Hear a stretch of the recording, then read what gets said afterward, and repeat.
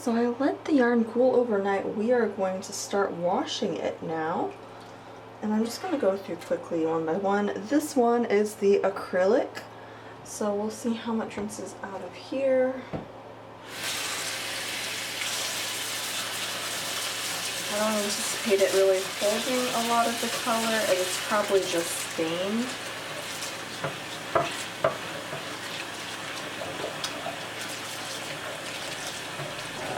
Let's see.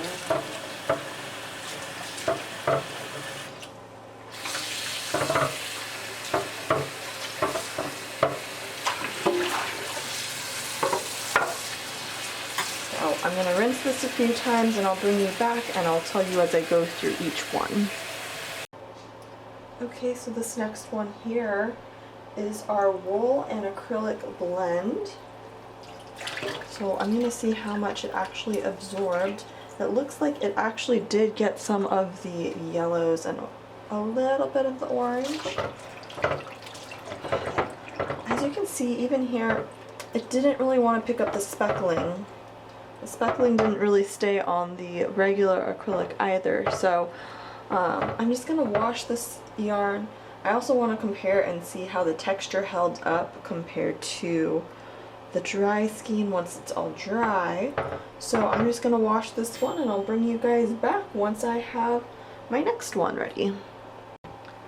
Okay, so I'm going to bring this next one over and let's see what we have here.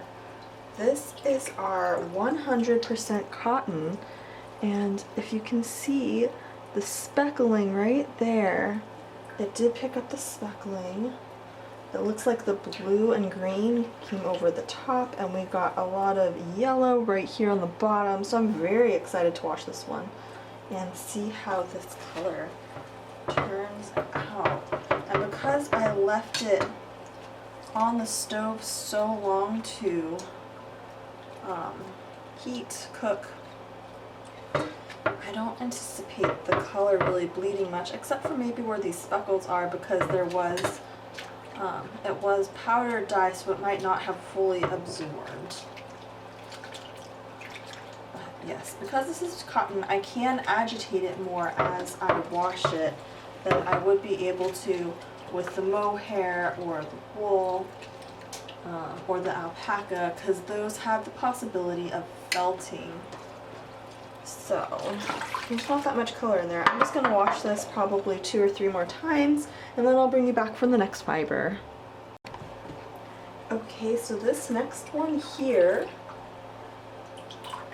this one is the mohair, and look at the blues. We've got some nice red speckling happening. We have a beautiful green, a beautiful blue. Oh my goodness, I love this one so much, and it's so crazy to me that this all came out of the same pan. So it looks like it didn't completely cover. This has a yellowish tint to it, but it still looks rather white to me. So because this is mohair, I can't really agitate it as much, so I'm going to do my best to wash it. I think some of the blue will bleed out, just because the mohair takes a while to absorb those blue colors. Yeah, you can see this water here has some of that bluish tint to it, so I'll probably have to wash this a few times until the water is clear when I am washing it. But super excited to see how this looks like when it's hanging up and drying. So I'll show you guys when I get to that step. I'm going to wash this one and then bring out the next one. Okay, so now let's start on the next one here. So this is our Chanel cotton, and because of how it was behaving, it looks like there's different parts of white in here. And we did get yellow, we did get most of the colors. There is flecks of red, so let's see how this does with washing. This yarn really wants to stay bunched up, which is very, very interesting to me. Yeah, you know, try new ones. This is 100% cotton, and it's like that velvety type. But it feels different because it is the cotton. So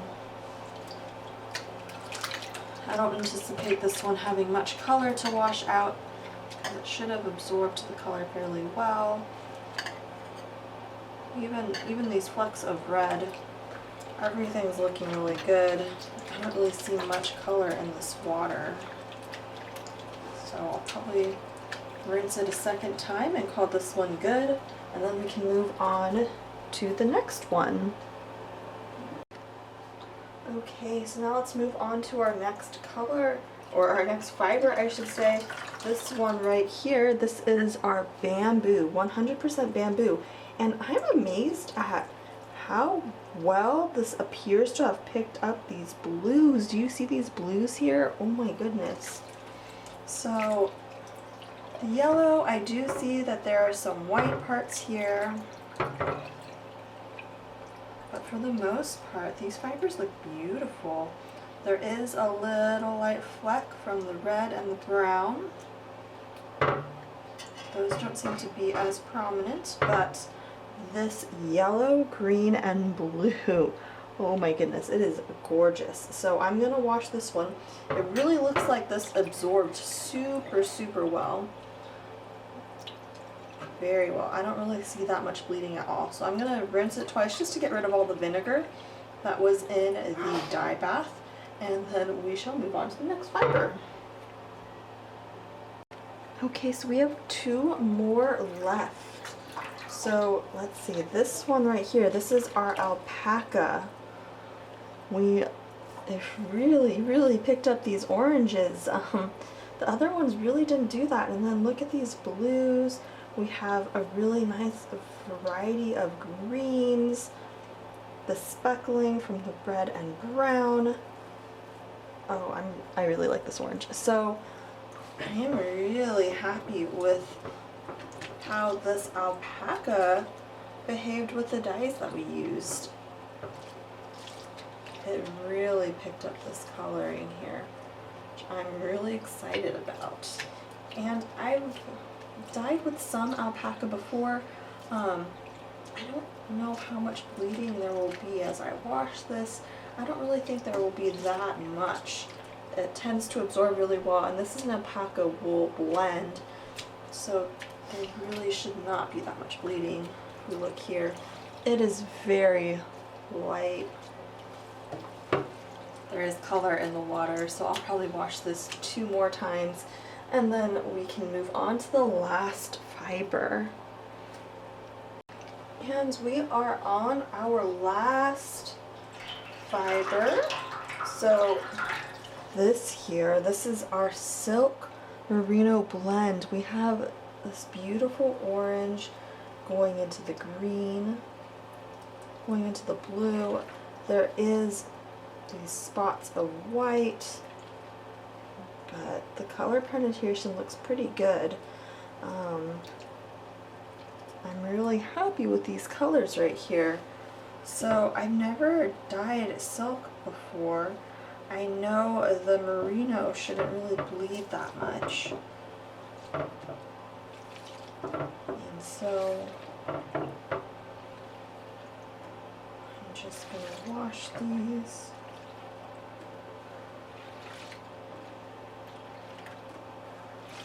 It really doesn't look like it has that much color in it. This looks pretty clear to me. So I'll just wash it one more time to get out the soap, to get out that vinegar, and then I'm going to take you guys over to the drying rack and we can see all these lined up drying.